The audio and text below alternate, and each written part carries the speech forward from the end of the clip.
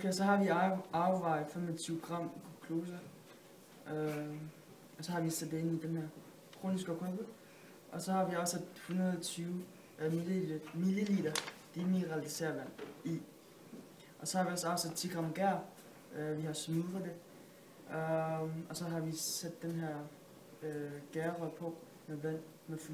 Og så har vi fået vand i. Og så nu har vi målt det til 341,9 gram.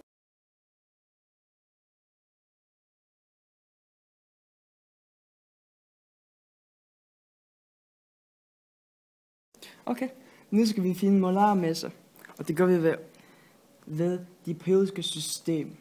Der finder vi de der stoffer, og så går vi ind og ser på C, det vil sige det er carbon, og den vejer 12,01, og så går vi det, og så er der ved C, så er der sådan en lille 6, og det vil sige at vi har 6 af dem, så ganger vi det med 6. Og sådan gør vi det ved H og noget, og H og O og sådan noget. Og så skal vi for at finde lille anden stofmængde. Og så skal vi, det gør vi ved, at vi dividerer lille m dividerer med store M. Det vil sige, masse dividerer med molarmasse. Det vil sige, vi har molarmasse, og den var 180,096 gram per mol, og så har vi 25 gram masse.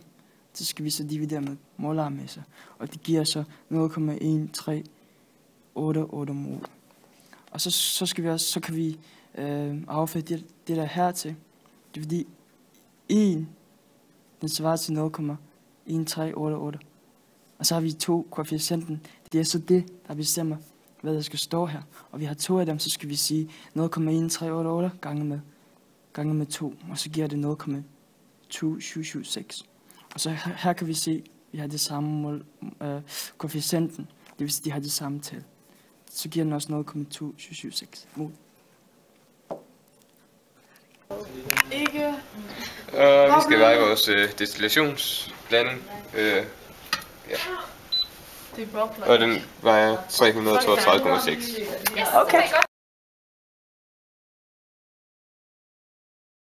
Ja, vi skal have vores destillationsblanding i herovre i den her. 100 ml af den.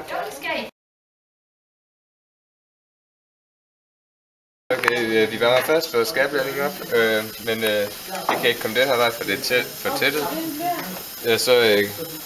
Så kan det kun komme igennem her, hvor vi har et kølerør, hvor dampen så bliver til væske og ryger ned i vores målekolbe. Ja, nu har vi taget den af,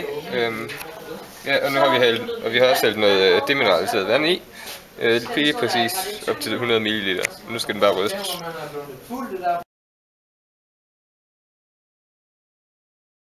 Nu skal vi måle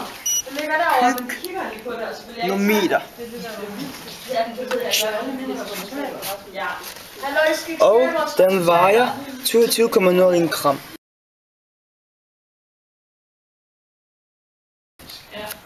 Okay, først havde vi den i vandbad, og så har vi fået, og så har vi hældt blandingen over i et pyknometer og målt, hvor meget det vejer.